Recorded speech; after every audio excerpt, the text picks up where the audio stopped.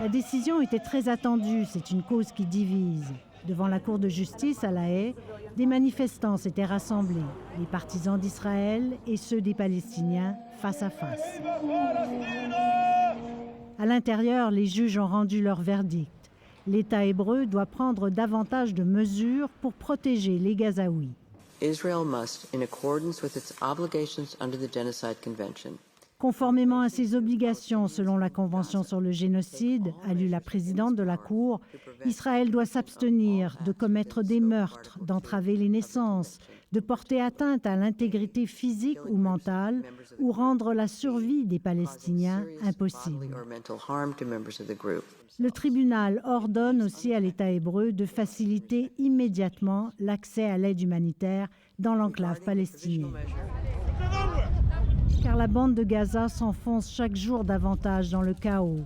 Le conflit a fait plus de 26 000 morts selon le Hamas et une majorité de la population a été déplacée. Dans ces abris de fortune à Khan Younes, les Palestiniens se sentent abandonnés par la communauté internationale.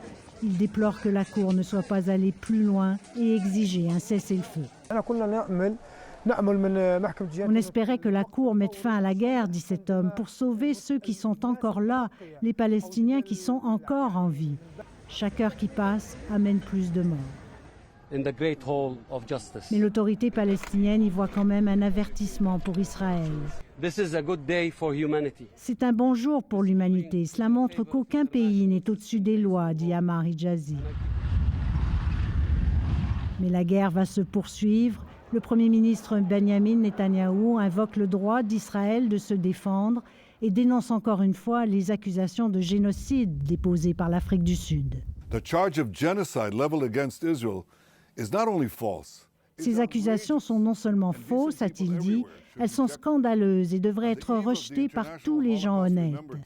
L'arrêt total des opérations militaires et selon ce politologue, tout cela ne changera pas grand-chose pour les Israéliens. Il faut rappeler qu'Israël est critiqué, attaqué, condamné, notamment à l'ONU, à l'Assemblée générale de l'ONU, depuis tellement longtemps.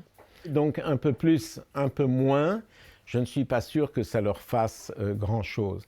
La Cour a souligné aujourd'hui la situation dramatique des Gazaouis, mais elle n'a pas les moyens de faire appliquer ses décisions. Quant à la question de fond, à savoir si Israël commet ou non un génocide à Gaza, elle pourrait mettre des années à y répondre. Mais elle a estimé aujourd'hui plausible que de tels actes soient commis dans l'enclave palestinienne. Ici Céline Galipo, Radio-Canada, Jérusalem.